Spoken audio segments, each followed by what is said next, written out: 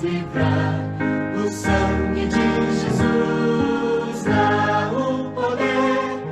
É teu querer do maligno escapar. Terás no seu sangue o poder. A poder, sim, força sem igual. Só no sangue de Jesus. A poder, sim, vem ao pecador e aceita o dom de Jesus.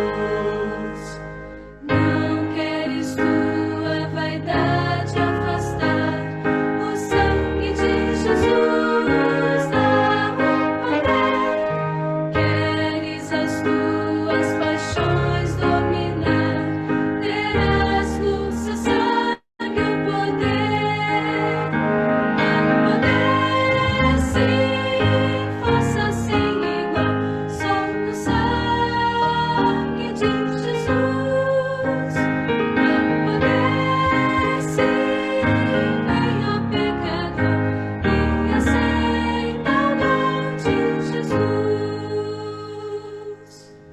Teu coração queres purificar, o sangue de Jesus dá o poder. Todas as manchas te pode tirar, seu sangue tem este poder.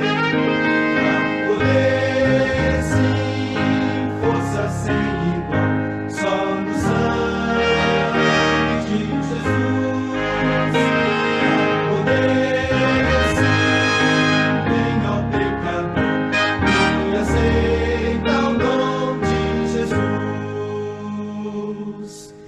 Queres entrar no serviço real, o sangue de Jesus dá o poder. Queres também ser um servo leal, seu sangue tem este poder. A poder, sim, força sem igual, só no sangue de Jesus. A poder, sim, vem ao pecador e aceita o dom de Jesus. Bom dia, meus irmãos. Espero que todos vocês estejam muito bem. Nesse momento, nós vamos ter uma palavra de oração. Então, assim como você está, se você quiser ficar de joelhos, em pé, sinta-se à vontade, mas que nós possamos estar todos em reverência para falarmos com Deus agora. Feche seus olhos, vamos orar. Eterno Deus, excelentíssimo Pai, te agradecemos muito porque o Senhor está conosco. Sentimos a tua presença mesmo estando em casa, mas sabemos que nesse momento cada casa representa a tua igreja, Pai. Que todos nós possamos estar sempre ao seu lado, te adorando, mesmo não podendo sair de casa, mas tendo a certeza que o Senhor está conosco, abençoando o nosso caminho rumo ao céu. Nesse momento, Pai, de angústia e às vezes de tristeza que estamos passando, por estarmos dentro de casa, queremos pedir, Pai, que nós possamos aproveitar este tempo ao seu lado. Nós possamos cada vez mais andarmos do teu lado, buscando os teus aconselhamentos através da leitura da tua palavra. Que nós possamos nos encher, Pai, do Espírito Santo, para que nós possamos estar preparados, Pai, para te encontrar no céu. Muito obrigado, Pai, por esse tempo que nós temos. E nesse momento, Pai, queremos te pedir uma bênção especial sobre o pastor Daniel, que vai pregar agora. Que ele possa falar, Pai, uma mensagem que todos nós precisamos ouvir, uma mensagem vinda do céu. Que o Senhor, Pai, possa usá-lo, que o Espírito Santo esteja com ele, e ele possa ser abençoado para trazer a tua palavra agora. Nesse momento, Pai, peço uma bênção especial a cada família aqui representada.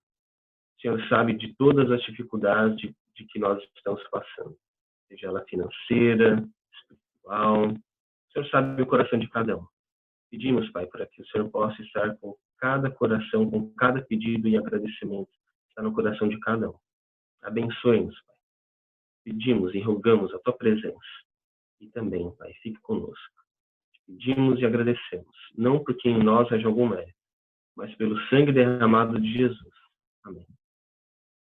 Gostaria de dar as boas-vindas ao pastor Daniel Spencer e à família que estão conosco nessa manhã. E que Deus os abençoe, que Deus te abençoe em particular nessa mensagem. Muito obrigado. Eu quero dar uns bons dias. Para nós ainda é boas madrugadas, mas estamos muito contentes de estar convosco neste momento. Quero agradecer ao pastor Moisés e à família Oliveira. Quero agradecer também ao Zé Esfarria, que vejo ali. Estou a ver a Gabi e muitos que não conheço, mas que agora vou passar a conhecer. Quero agradecer à Igreja de Manchester pelo convite e queria que passássemos à nossa mensagem de hoje. Eu agradeço também pela oração e pela introdução. Então, eu gostaria que nós refletíssemos um pouco sobre a fase em que estamos, o período em que estamos. Eu sei que muitos se perguntam, até profeticamente, como encaixar, como enquadrar. Fomos todos apanhados de surpresa por esta situação, não só o vírus em si e a forma rápida como se propagou, mas especialmente também esta questão da quarentena. Quão difícil pode se tornar? E se nós considerarmos que a Igreja é o corpo de Cristo, um corpo é realmente um lugar onde se propaga um vírus. Então, o corpo pode ser atacado por um vírus e nós não queremos que o corpo de Cristo adoeça. Mas quando os membros estão dispersos, quando o corpo está disperso, estamos em perigo, as coisas podem realmente complicar-se. Não só as pessoas estão em perigo na sua saúde pessoal, na sua saúde familiar, mas elas agora também estão em perigo na sua saúde espiritual, na sua saúde como um corpo de Cristo. Eu receio por esta quarentena, por este mundo afora. E receio por esta quarentena também no meio do povo de Deus. Muitos dependem em grande medida ainda da espiritualidade das igrejas. Eu receio que possam perder o contacto com as suas igrejas, perder e deixar diminuir a sua espiritualidade, perder o foco. Por falar em foco, eu sei que seria normal que eu abordasse mais uma vez a questão do coronavírus. As pessoas só falam disto em todos os lugares, isto é o que as pessoas falam. E há outros problemas sérios no mundo que deixaram de ter prioridade, mas eu gostaria de, em vez de focar no problema, focar na solução. O problema normalmente nos cega para entender a solução. Em vez de focar no coronavírus, eu gostaria de focar no corona antivírus, no corona antídoto, e gostaria que nós entendêssemos realmente o que se está a passar no mundo. Eu quero fazer mais uma oração para pedir realmente que o Senhor nos possa inspirar aqui. Senhor, neste momento eu quero vir à tua presença. Sei que não depende de nós a mensagem, depende de ti. Ajuda-nos a estar inspirados por ti, conduzidos por ti, a compreender aquilo que tu queres que entendamos. Eu te peço neste momento que nos inspires em nome de Jesus. Amém.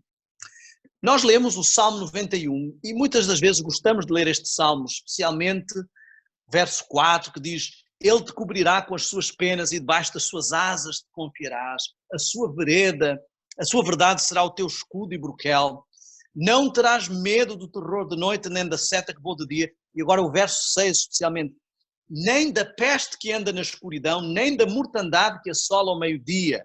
1000 cairão ao teu lado, vemos milhares, milhões que podem ser alcançados por este vírus, e 10.000 à tua direita, mas não chegará a ti.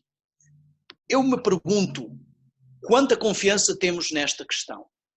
Quanto sentimos, porque alguns podem cair para o lado da prepotência, outros podem cair para o lado da falta de fé. Temos que nos encontrar neste cenário. Eu gostaria que refletissem comigo e que viessem comigo nesta viagem. Qual é o verdadeiro vírus? Algumas pessoas dizem que é teoria da conspiração, dizem que o vírus foi fabricado. Uma coisa é certa, fabricado ou não, este vírus, a sua propagação teve uma grande ajuda das mídias, teve uma grande ajuda da forma como as pessoas estão a reagir. E eu queria que nós entendêssemos, eu gostaria que começássemos por analisar o nome coronavírus. Coronavírus. Corona quer dizer coroa. ou é também o halo da luz solar, o halo do sol. Se nós começarmos por pensar que Jesus é o sol da justiça, ele é quem realmente deve usar a coroa, a lua representa a igreja, só há um momento em que a lua tem uma corona. É o momento em que há um eclipse e a lua tapa o sol. Aquilo que se vê é a única parte do sol, a chamada corona. Isto nos leva a compreender algo muito interessante, do qual eu já vou pegar. Depois temos o vírus, a palavra vírus, e o dicionário vai ter várias descrições. Agente infeccioso, demasiado pequeno para ser visto, capaz de multiplicar-se internamente, ou, se falarmos eletronicamente, pedaço de código que se autocopia e destrói os dados. Se nós colocarmos estas duas palavras juntas, coronavírus, vamos a ver que isto é um agente infeccioso pequeno que se multiplica, que pode destruir os dados e que tem a sua ação no efeito de coroa, no efeito de tomar a importância, de tomar o trono, de tomar o lugar. Eu poderia dizer que quando a igreja toma o protagonismo e eclipsa a luz de Cristo, ela está contagiada por um vírus que se multiplica sem ser percebido, porque ela quer usar a coroa, ela quer tomar a primazia, ela não está a ser dirigida como lua refletindo a luz do sol, mas quer ser a protagonista. Quando deixamos multiplicar o pecado no meio do povo de Deus e não tomamos medidas, estamos a deixar multiplicar o vírus, estamos a deixar replicar o mal. Quando estamos contaminados por um coronavírus espiritual, podemos estar com problemas. Podemos estar contaminados sem nos apercebermos com um vírus que é mais sério que esse coronavírus. Uma outra coroa, um outro mal. O vírus do pecado, o vírus do egoísmo. E eu queria que víssemos as semelhanças entre o coronavírus, o Covid-19 e o vírus do pecado. Ambos se multiplicam e destroem, ambos atacam e vão quase sem se aperceber. O egoísmo é uma variante tão pequena do vírus que mal notamos. Desenvolve-se de formas tão pequenas, de forma tão pequena que nem notamos. O coronavírus é uma variante do vírus da gripe. Ele se adapta e as pessoas não se apercebem que têm o vírus. Ele está incubado por 7 a 14 dias e as pessoas podem nem saber e sentir que estão saudáveis. Da mesma forma, muitas vezes, o pecado, quando se permeia, quando toma conta na nossa vida, na igreja, no seio da igreja, pode estar 7, 14 anos sem notarmos que estamos com esse problema, sem notarmos que estamos infectados, pensando que somos cristãos saudáveis, pensando que somos cristãos imunizados. E por vezes passamos esse vírus a outros, pensando que estamos saudáveis, passamos esse vírus a outros. Passamos esses vírus aos nossos filhos, os nossos traços genéticos. Passamos esses problemas à nossa igreja, os nossos traços de ira, de impaciência, de seja o que for. Passamos a nossa incredulidade, a nossa falta de fé, a nossa indolência. Podemos estar contaminados com este vírus sem notar. O vírus ataca os que estão com a imunidade baixa. Também o vírus do pecado ataca os que estão com a imunidade espiritual baixa. Por isso é perigoso o que está a acontecer neste momento. O inimigo, ele segue a tática dos leões, ele rodeia bramando como um leão. O leão, quando ataca um grupo, uma manada, ele corre de um lado, um grupo de leões, ou leoas normalmente, corre de um lado e a manada vai desesperada, sem saber para onde ir, cada um a correr para o seu lado, a tentar num salve-se quem puder, e os mais fracos vão ficando para trás, e são esses exatamente, quando a manada corre de encontro aos outros leões, os mais fracos são os atacados. Eu vejo neste cenário que está a acontecer algo muito semelhante, algo que pode ser muito perigoso, porque no momento em que o povo de Deus mais precisa unir-se, mais precisa de estar ligado, mais precisa de ter força e fé, é um momento em que está disperso. Os nossos serviços aqui, as 3 igrejas, estão a fazer um serviço virtual simultâneo. E eu noto que muitos dos meus membros não aparecem. Porque a implicação de estar em casa não é tão notória. E isso pode ser algo perigoso. Poderemos estar a ser vítimas de um outro vírus pior do que o coronavírus, sem nos apercebermos. O pior vírus não é o Covid-19. Eu queria dizer, há realmente toda uma campanha à volta disto. Se nós formos ver, o vírus da fome mata cerca de 8.000 crianças por dia. Nós não vemos as notícias realmente reenfatizarem isso, não vemos a promoção na mídia, não vemos as pessoas estarem preocupadas com esta questão. As crianças já morrem de fome há muitos anos, já estes problemas existem há muitos anos em muitos lugares. Por que é que as pessoas não estão tão preocupadas? Por que é que isto não ocupa o social media? Por que é que não há tantos vídeos de YouTube feitos sobre esta questão? Eu digo porquê. Porque o problema não nos afeta. O problema do coronavírus é um problema maior. As pessoas realmente estão com medo de serem atingidas, estão com medo de serem vítimas deste vírus. Se este vírus não as colocasse em perigo, não as tirasse da sua zona de conforto, elas não estariam preocupadas. Há pessoas que morrem de câncer, há pessoas que morrem com outras doenças e as pessoas que eu mencionei que morrem de fome, eu mencionei só as crianças. Ninguém se mexe. Eu queria que entendêssemos que o vírus que realmente perturba a humanidade é o vírus do egoísmo, o vírus do pecado. E este é um vírus terrivelmente mortal, mas as pessoas não estão preocupadas. Elas não estão preocupadas. Apesar de que muitos vão morrer vítimas deste outro vírus, elas não estão preocupadas porque elas se focam em resultados imediatos. Elas estão mais preocupadas com os resultados imediatos do Covid-19 do que com as consequências eternas do pecado. E quando eu digo elas, eu não me estou a referir ao mundo apenas, estou a referir-me à igreja. Nós estamos tão preocupados com as coisas terrenas, com as coisas materiais, que as coisas espirituais estão a perder o seu brilho. O que é que adianta sobreviver ao coronavírus e perder a vida eterna? A Bíblia diz em Marcos 8,36, pois que aproveitaria ao homem ganhar todo o mundo e perder a sua alma? Mas para cristãos e mesmo adventistas que têm estado tão preocupados em ganhar a vida, não se preocupando com o facto de que estão a perder a sua consciência, a sua fé, a sua dinâmica, este é um momento realmente de teste. Se dizem às pessoas o coronavírus vem aí, estão preparados, elas entram em pânico, correm para as lojas, tocam papel higiênico e tentam fazer tudo para ter a certeza que vão estar em conforto, que não saem da sua zona de conforto. Se dizem às pessoas que Cristo vem aí, estão preparados, não há movimentação, ninguém se importa, não há pânico, ninguém reage. Porquê? Novamente, somos imediatistas. Preferimos estar bem agora, mesmo que tenhamos que morrer depois. Preferimos não sofrer agora, mesmo que tenhamos que sofrer mais depois. Preferimos procrastinar. As pessoas que fumam, por exemplo, elas sabem que fumar mata. Todas as embalagens dizem que fumar mata. Mas no momento não é uma coisa real. No momento em que põem um cigarro, elas são capazes até de fazer uma brincadeira. Se disserem que fumar mata lentamente, elas vão dizer, eu não tenho pressa de morrer. Mas quando elas estão no seu leito de morte, a história é totalmente diferente. Elas olham para trás e lamentam, elas olham para trás e pensam, se eu tivesse pensado nisto mais cedo.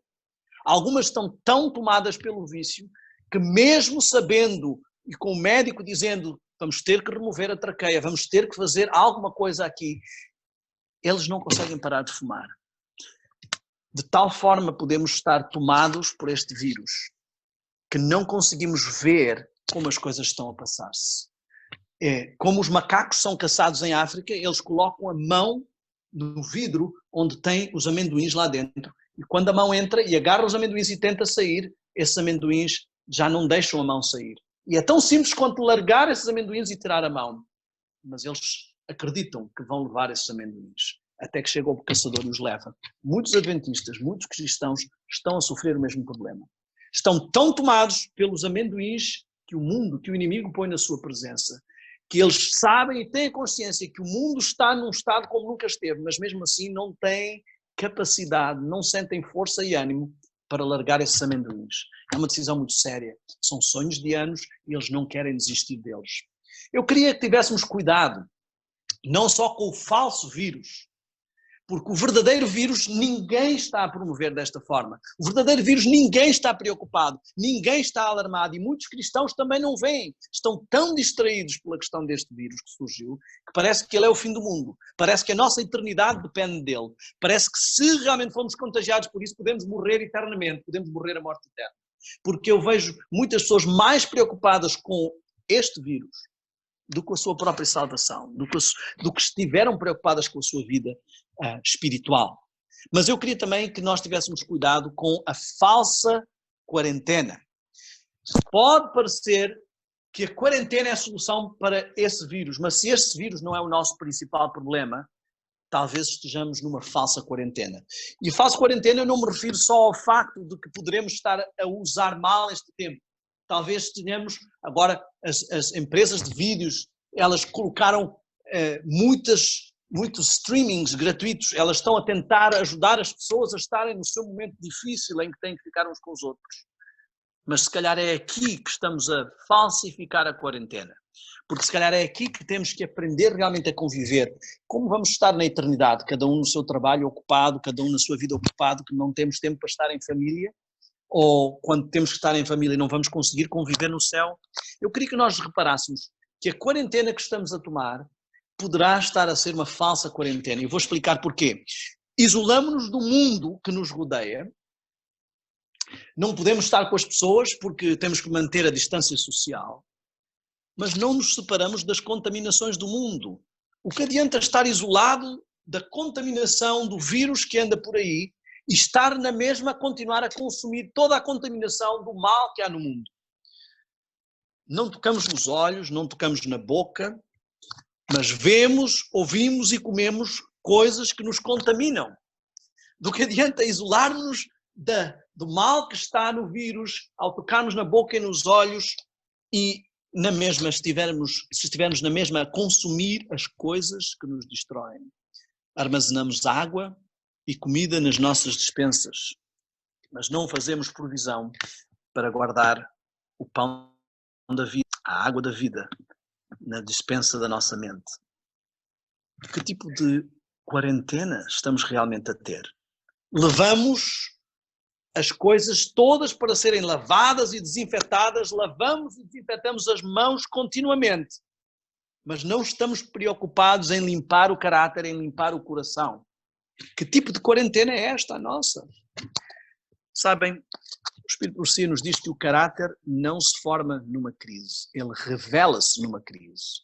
Não é nesta crise que vamos desenvolver todas as nossas defesas e todas as nossas capacidades. Estas crises vão mostrar como não estamos realmente preparados. Se o papel higiênico é a nossa forma de preparar-nos para a crise, eu receio que não nos safemos. Há coisas que estão tão sujas na nossa vida que todo o papel higiênico do mundo não poderá limpar. O pior desta crise ainda está para vir. E eu não estou a falar dos problemas financeiros que vão surgir. Se estamos a injetar aos trilhões na sociedade, se estamos a injetar, a mandar cheques para todas as pessoas, a dar descontos nos impostos. Parece muito bonito, mas quem vai pagar estas contas? Se estamos a parar, eu estava a ver no outro dia uma reportagem em que estavam a mostrar como as pessoas que têm indústria alimentar, as pessoas que têm indústrias com animais, como não têm saída, não há escoamento destes produtos, estão a ter que matar esses animais. O que é que vai acontecer? E estão a prever problemas no estoque de alimentos. Estas coisas todas, amigos, poderão ser uma distração do inimigo. Poderemos estar focados em todos estes problemas e pensar que eles são a nossa preocupação, ou eles passarem a ser a nossa preocupação. Mas a pior crise nem sequer é a crise financeira que está para vir. A pior crise é a crise de nos apercebermos da nossa condição. É a crise de nos apercebermos o quão adormecidos e despreparados estamos. Há pessoas que têm a ideia de que Deus, porque somos adventistas, temos o nosso nome no livro da igreja, estaremos protegidos não importa o quê. Elas leem o Salmo 91 e gostam desta promessa. Não terás medo do terror de noite, estou a ler versículo 5 a 7. Nem da seta que voa de dia. nem da peste que anda na escuridão. E elas pensam, olha, vês a peste que anda na escuridão, o coronavírus. Nem da mortandade que assola ao meio-dia. Sim, ele está por todo lado. 1000 cairão a todo lado, olha, as vítimas do corona. Mas estas promessas, elas têm uma premissa. O Salmo começa, aquele que habita no esconderijo do Altíssimo, aquele que tem Deus como a sua proteção, aquele que realmente está em comunhão, em união com Deus. Não é só aquele que, por ser o seu nome na igreja, por frequentar a igreja e por se dizer adventista, está protegido. A proteção não é automática, não vem do nome na igreja. Se lerem comigo, no livro de Êxodo, no capítulo 15, versículo 26, diz assim: se ouvires atento a voz do Senhor teu Deus e fizeres o que é reto diante dos seus olhos, não dos meus olhos, e inclinares os teus ouvidos aos seus mandamentos e guardares todos os seus estatutos, nenhuma das enfermidades porei sobre ti que pus sobre o Egito, porque eu sou o Senhor que te sara. Vocês veem que o Senhor gastou realmente mais linhas deste versículo a explicar as condições desta promessa do que realmente a promessa. A promessa é muito simples. Nenhuma das doenças que vieram sobre os egípcios virão sobre ti. Mas a condição é profunda. Se ouvires atento à voz do Senhor, se fizeres o que é reto diante dos seus olhos, se inclinares os teus ouvidos aos seus mandamentos, se guardares todos os seus estatutos, então podes dizer que não temerás a peste que anda na escuridão, nem a mortandade que assola ao meio-dia. Amigos, a proteção não é garantida só do nada. A proteção é para os que obedecem, os que buscam fazer a vontade do Senhor, seguir o seu conselho. Se nós não seguirmos o conselho do Senhor, não teremos nenhuma garantia de proteção. Eu quero que entendamos isto muito claramente. Muitos creem que vão desrespeitar a mensagem de saúde e ao mesmo tempo não ter doenças. Muitos creem que vão desrespeitar o conselho do Senhor e ao mesmo tempo não receber as pragas. Muitos acreditam que por serem parte da igreja, por terem o seu nome no livro da igreja, que vão, ou por frequentarem até o serviço de culto, seja virtual, seja presencial, que vão ser protegidos nas pragas, mas eu quero que entendamos que as pragas em grande parte são o resultado das escolhas que as pessoas estão a fazer. São o resultado dos rumos pelos quais as pessoas estão a ir. E eu quero que entendamos claramente o que está a acontecer neste momento. O Senhor está a dar-nos uma oportunidade.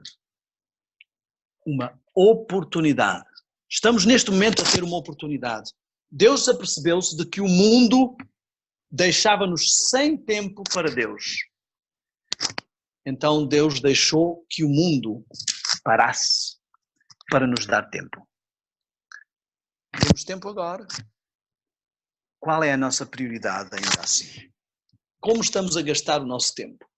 Vamos gastar o nosso tempo em filmes e outras futilidades?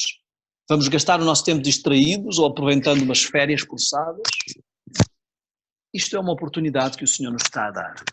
Nós vemos vários exemplos na Bíblia, exemplos de oportunidades sérias que o Senhor deu.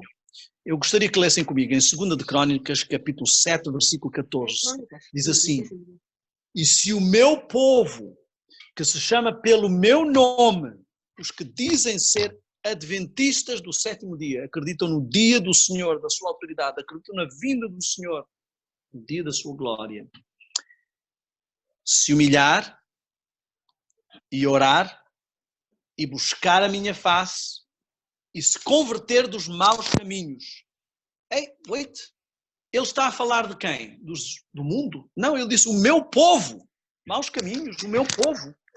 Então eu ouvirei dos céus e perdoarei os seus pecados e sararei a terra. Deus promete cura. Deus promete ação. Todas as bênçãos que recebem neste mundo, as bênçãos que as pessoas recebem, elas vêm porque Deus tem o seu povo aqui. Elas vêm pelo amor e misericórdia de Deus. Nós sabemos que quando sair o decreto dominical, isso será a gota final. Quando o mundo estiver a dizer que o povo de Deus não tem acesso aos recursos do seu Pai, Deus vai dizer, então se os meus filhos não têm, ninguém mais tem. Mas eu quero que entendamos que talvez uma das razões porque a terra não está sendo sarada, uma das razões porque os pecados do povo não estão sendo perdoados, é porque o próprio povo de Deus, que se chama pelo seu nome, não se tem humilhado, não tem orado, não tem buscado a face do Senhor. Espera apenas ter os benefícios da sua proteção, os benefícios das suas bênçãos. Em grande parte, há uma grande responsabilidade da nossa parte. Estas pessoas, muitas delas, poderemos dizer, sim, são os castigos de Deus, ou sejam os ataques do inimigo. Se os ataques do inimigo estão a vir e o povo não está a ser protegido de alguma forma, é porque eles se colocaram em posição que Deus não pode apadrinhar. Então não faz diferença se vem de um lado ou vem do outro, porque o que interessa é que estão a ser atacados. Muitas destas pessoas vivem na ignorância porque nós nunca lhes levamos a mensagem. Vivem na ignorância porque não sabem sequer distinguir da sua mão direita a sua mão esquerda. Esta é uma oportunidade de alcançar estas pessoas. As pessoas agora estão receptivas à mensagem de saúde. Nós estamos a fazer uma campanha aqui com o Está Escrito, a nossa conferência, e Deus trabalha em coisas que às vezes são más e as transforma em coisas boas. O Está Escrito estava com uma campanha evangelística que foi cancelada por causa do vírus, e eles pensaram, o que é que podemos fazer? Então decidiram fazer uma campanha evangelística virtual. Ontem, quando eu confirmei pela última vez, havia mais de 40 mil pessoas inscritas. As pessoas estão sedentas, elas querem ter respostas, elas não entendem o que está a passar. Elas agora estão em casa, estão a ver que a vida é mais do que o ramo em que estavam envolvidos. Estão a ver que há mais questões do que essas. Elas estão agora a perceber-se de que há que pensar noutras coisas, que há coisas sérias, que a vida pode ir assim num instante. Elas estão a ver como é que podem recuperar a saúde, onde é que a sua saúde está afetada. São oportunidades de ouro. Não podemos continuar só voltados para nós. Temos que olhar, temos que interceder pelo povo, assim como Daniel intercedeu pelo povo de Israel. Nós, o povo de Deus, temos que interceder pelo próprio mundo, interceder pelas pessoas que são vítimas. Interceder significa também esclarecer essas pessoas, ajudá-las a sair da área, da zona de perigo, onde Deus não pode proteger. Mas que poderemos dizer às pessoas que estão acumuladas nas grandes cidades se nós mesmos não somos capazes de sair dessas cidades? Que poderemos dizer às pessoas que não estão sobre a mensagem de saúde se nós mesmos não somos capazes de viver essa mensagem de saúde? Que podemos dizer às pessoas que não obedecem aos mandamentos de Deus se nós mesmos estamos a apadrinhar a cultura e a não tomar os rumos do conselho do Senhor? Se o meu povo, que se diz ser do meu nome, se humilhar em contrição, confessar, reconhecer, confessar, abandonar as suas tendências pecaminosas, abandonar os seus pecados acariciados, as suas pequenas raposinhas não confessadas, se buscar a minha face e se converter, mudar de rumo, mudar de direção, buscar o dom do arrependimento, então eu ouvirei. Vimos que há um falso vírus e um verdadeiro vírus, uma falsa quarentena. Eu gostaria que pensássemos em qual é a verdadeira quarentena. Se olharmos para a Bíblia, nós encontramos várias soluções práticas que estão aplicadas na colocação deste vírus. Na realidade, o próprio ato de lavar as mãos foi algo que foi trazido a partir de Levíticos.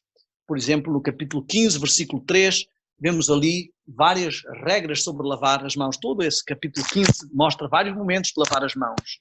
O Dr. Ignaz Semmelweis, ele em 1845 em Viena reduziu os 30% de casos de morte que havia entre as mães que davam à luz. As pessoas não estavam a perceber que elas tratavam de corpos que estavam a perecer e que acabavam por morrer, cadáveres, e depois, sem lavar as mãos, iam fazer os partos. E isso estava a trazer uma grande taxa de mortalidade entre os recém-nascidos. E ao simples facto de seguir o conselho de Deus em lavar as mãos, reduziu 30% essas mortes. Tornou-se um dos hospitais com menos taxa de mortalidade. Vemos também que o hábito da quarentena, ele vem da Bíblia. Nós encontramos isso em Levítico, mas encontramos também muitos ciclos de 40 dias. Isso nos vai ajudar a entender o que é realmente a verdadeira quarentena. O dilúvio teve uma chuva de 40 dias e 40 noites, em Gênesis 7:4. Moisés teve 40 dias de jejum no Sinai, em Êxodo 24:18. Israel teve 40 anos para chegar à Terra Prometida, em Números capítulo 14. Na realidade, Deus queria que fossem 40 dias, mas eles foram pelo caminho mais longo. Depois tivemos os espias que voltaram da terra ao fim de 40 dias, Números capítulo 13. Elias teve 40 dias e 40 noites a caminho de Horebe, em 1 de Reis 19. Jonas profetizou um juízo de 40 dias sobre Nínive, em Jonas capítulo 3. E o próprio Cristo jejuou 40 dias e 40 noites no deserto. Temos isto em Mateus 4, Marcos 1, Lucas 4. Cristo esteve 40 dias antes da sua ascensão. Vemos este número em todas as partes da Bíblia. A quarentena. É daí que vem a expressão quarentena. Os 40 dias de isolamento que em várias doenças, inclusive na Idade Média, em pestes que existiam, isso acontecia. O número 40 na Bíblia, ele representa preparação, santificação. O Senhor está a querer dar-nos uma mãozinha. Ele nos tem convidado para buscarmos um lugar à parte e tomarmos um tempo. Ele nos tem convidado para darmos atenção à nossa meditação, ao nosso tempo de estudo matinal. Ele nos tem convidado a nos separarmos do corre-corre do mundo. Nós não temos sido capazes. Nós não temos sido capazes de desligar-nos da correria daqueles que nem conhecem o Evangelho. E o Senhor nos está a dar uma oportunidade. Quando nós não falamos, até as pedras falam. Quando nós não quarentenamos, até mesmo os que não são do Evangelho nos forçam, nos dizem, nos chamam a parar e a quarentenar. Eu quero que entendamos que o corpo de Cristo, para não ficar com o vírus e para desenvolver a imunidade que precisa, ele precisa de estar, primeiro, bem preparado e bem nutrido, com o pão e a água da vida. E segundo, ele precisa também de fazer uma quarentena. O povo de Deus também está de quarentena. Essa quarentena chama-se Yom Kippur. Vemos no santuário, no sistema do santuário, que depois do pátio e do lugar santo, da busca da preparação, depois da justificação e da santificação, o povo de Deus tem que se preparar para a glorificação. Eu queria que entendêssemos algo que muitas vezes como adventistas esquematizamos ou estereotipamos. Temos a tendência de colocar glorificação como sendo aquele único momento em que recebemos o toque final da imortalidade. Se lemos o livro Maranata, a meditação de 1 de agosto, nós vemos que nos fala ali de que o caráter deve passar por um processo de santificação. O toque final da imortalidade é um momento único da segunda vinda de Jesus. Mas esse é o toque final. Eu quero que nós entendamos com clareza. Justificado, justificar são expressões peremptórias.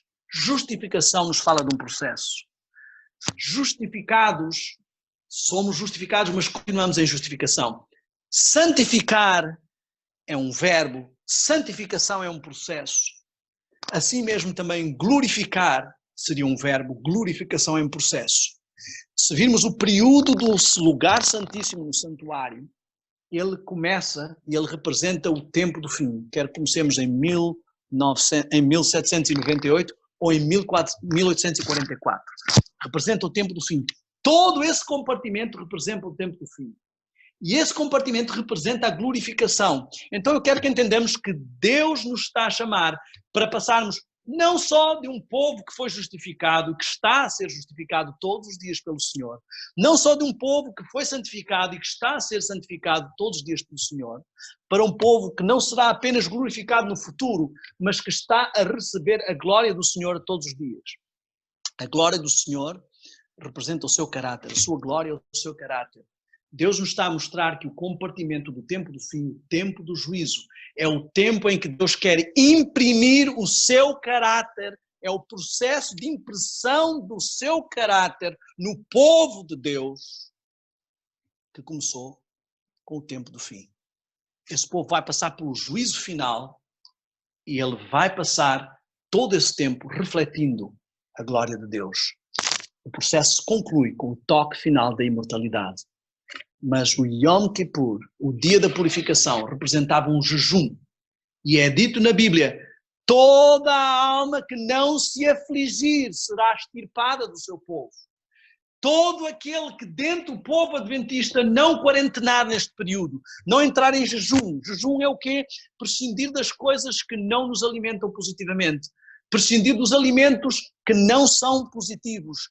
Ver o maná que está também dentro da arca. A mensagem de saúde que foi dada assim que o povo entrou na santificação. O pão que descia do céu, a mesa do pão que está logo à direita, também está representada nessa arca. Se nós queremos ter esta aliança, nós precisamos passar por esta quarentena. Toda a alma que não se afligir. Este era o momento que o povo de Israel tinha que buscar o Senhor, buscar a confissão, buscar a contrição. Não podiam fazer nenhum trabalho, não deviam estar ocupados com as suas atividades seculares. Este é o momento que o povo de Deus é chamado a não pensar só em atividades comuns. Este é o momento em que o povo de Deus é chamado a talvez até transitar as suas profissões para profissões que tenham a ver mais com o Evangelho. Este é um momento único. Ele não se chama apenas lugar santo, ele chama-se Santo dos Santos. Significa que o povo que vive neste tempo foi chamado não para viver apenas como viveu Daniel, que viveu no pátio, ou como viveram os apóstolos que viveram no lugar santo, e toda a igreja ao fim dos 6 períodos, mas o povo foi chamado neste 7º período para viver de uma forma santa dos santos, para viver de uma forma como nunca, para refletir o caráter de Cristo como nunca. Isso não pode existir sem quarentena. E toda a alma que não se afligir dentro do povo de Deus será extirpada, não entrará na terra prometida. É necessário que entendamos o tempo em que estamos, o chamado tempo. A missão não é só de repor todos os outros móveis do santuário, a missão é repor o último móvel. A missão é terminar a corrida. Como numa corrida de estafetas, todos correm, o testemunho vai passando de uns para os outros, mas o último que corre, ele tem uma grande responsabilidade. A corrida pode estar praticamente ganha e ele pode perdê-la. A corrida pode estar praticamente perdida e ele pode recuperá-la. Temos atrás de nós uma grande nuvem de testemunhas. E é o momento de termos consciência da solenidade da presença de Deus, do povo de Deus. A luz, o pilar que está ali, a coluna de fogo, a coluna de nuvem, ela está presente e nos acompanha em todos os lugares. Somos chamados a chegar ao Sinai da nossa carreira espiritual, ao Sinai da história da igreja. A lei deve ser agora entregue. No primeiro Sinai ela foi entregue em tábuas de pedra. No segundo Sinai, neste que chega no lugar santíssimo, ela deve ser entregue em tábuas de carne. Ela deve ser escrita nos nossos corações. É essa lei que reflete o caráter de Cristo, refletida no povo de Deus. É essa lei, esse caráter, essa beleza, essa impressão, essa glória do Santo dos Santos que precisa ser refletida no povo. É isso que está em Mateus 24:14, quando diz que o Evangelho do Reino será pregado em testemunho, não apenas em teoria, não apenas em mensagem falada, mas em vidas vividas de quarentena. Só assim poderemos alcançar verdadeira imunidade. Buscaremos essa imunidade agora? Buscaremos essa imunidade e nos prepararemos contra a verdadeira crise que está por vir. O coronavírus é fichinha, como dizem no Brasil. É verdade, os mãos e os braços não se podem tocar. Não podemos abraçar-nos, não podemos estar perto. Mas os joelhos ainda podem dobrar. Ainda podemos orar. Existe uma expressão que eu aprendi quando estive no Brasil. E é uma expressão para mim muito forte que explica muita coisa. Tem uma expressão que diz morrer na praia. Morrer na praia significa que nós nadamos o oceano todo e quando estamos a chegar à orla do mar, quando estamos a chegar à praia, desanimamos, cansamos, morremos, afogamos, afundamos. Será que nós vamos deixar esta história repetir-se? Depois de termos nadado toda esta trajetória com o povo de Deus, depois de todos estes anos de cristianismo, de adventismo, de labuta, de verdade presente, agora que estamos a chegar ao último momento, vamos desanimar. O Senhor quer que entendamos que sim, esta foi uma crise que nos surpreendeu. Esta crise pode ser chamada de ensaio geral. porque esta crise nos mostrou o quanto não estamos preparados para a verdadeira crise. Sabemos em teoria sobre decreto dominical, sobre perseguição, sobre todas as coisas que estão para vir, mas na prática não estamos preparados. Aproveitemos esta chance. Amós 4,12 diz assim: prepara-te, ó Israel, para te encontrares com o teu Deus. Toda a alma que não se afligir neste período, que não quarentenar no tempo de Yom Kippur, no tempo da glorificação, no tempo que será extirpada do seu Deus. Temos que preparar-nos. O Senhor está às portas. Cristo está realmente para chegar. Não é preciso ser adventista, não é preciso ler a Bíblia para entender isso. Qualquer pessoa do mundo se percebe que as coisas estão fora do comum. Precisamos preparar-nos. Precisamos ter sempre diante de nós a presença do Senhor. Precisamos compreender. Precisamos olhar para Deus. Precisamos olhar para a sua majestade. Olhar para o seu caráter, para como Ele é santo e nos chama a sermos santos como Ele é santo. Eu queria que concluíssemos com um hino que nos fala exatamente sobre isso. É um hino não só de louvor, é um hino de adoração. E ele nos explica como precisamos ter consciência da presença do Senhor nesta fase. Olhai, é Deus que está sentado no seu trono. Precisamos adorá-lo com a nossa vida, com a nossa dedicação. Então eu gostaria de chamar a família para dedicarmos esse hino todos juntos. Eu não sei como estará a sair o som, nós não estamos com microfones comuns aqui, então vamos tentar, creio que conseguiremos inclusive captar o som do piano.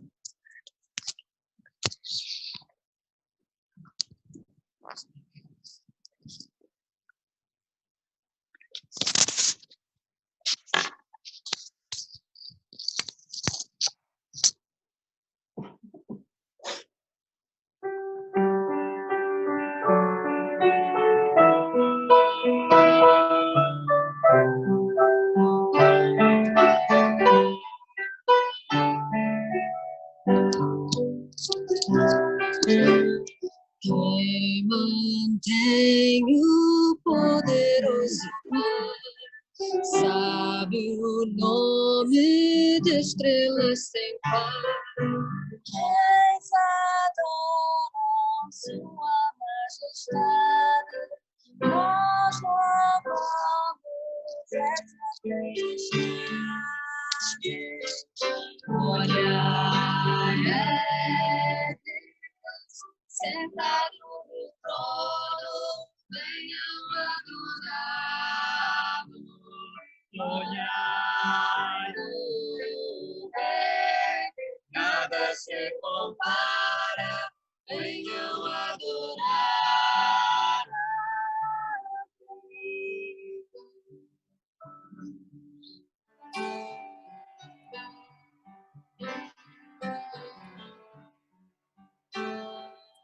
Quem tomou a cruz no meu lugar, clamou por cada pecador, entregou-se humilde até morrer. como agradecer por esse amor? Olhai, é Deus sentado no trono, venham adorá-lo. Olhai, o Rei, nada se compara, venham adorar a Deus.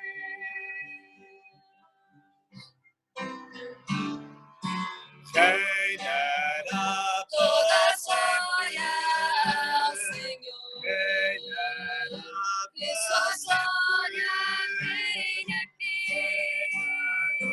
Toda glória ao Senhor, quem dará e sua glória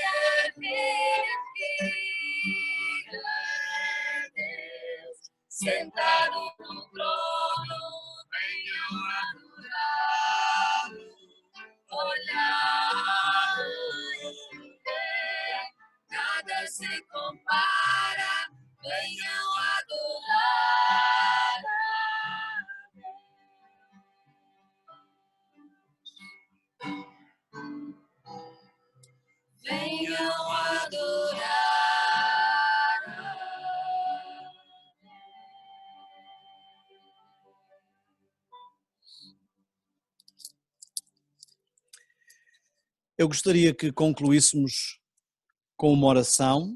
Não sei se o pastor Moisés quer apresentar alguma recomendação, alguma palavra.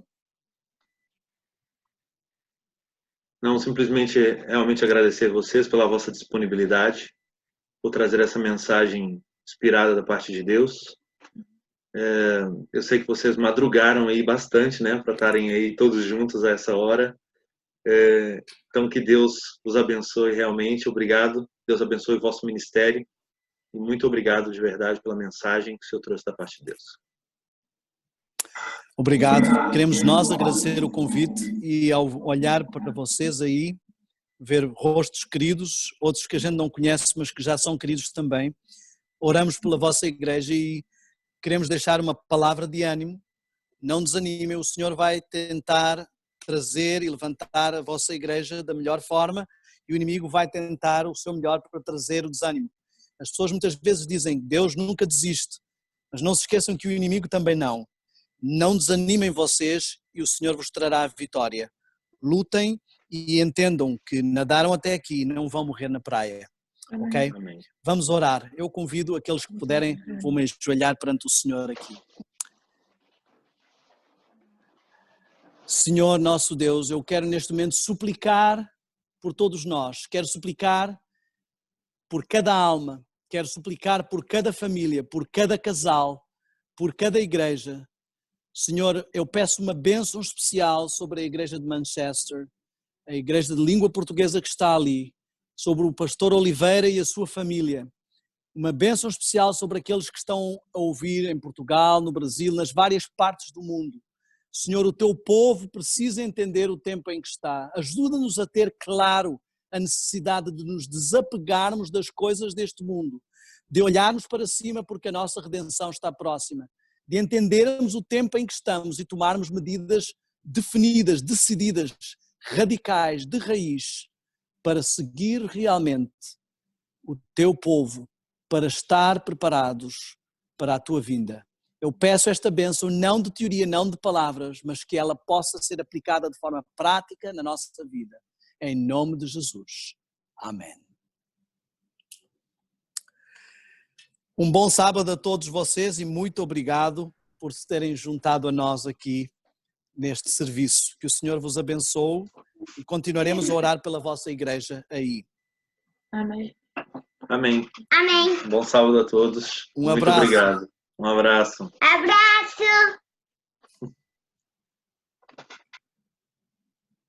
Ok, pessoal, todos que estão conosco, também agradeço a vossa presença e a vossa participação.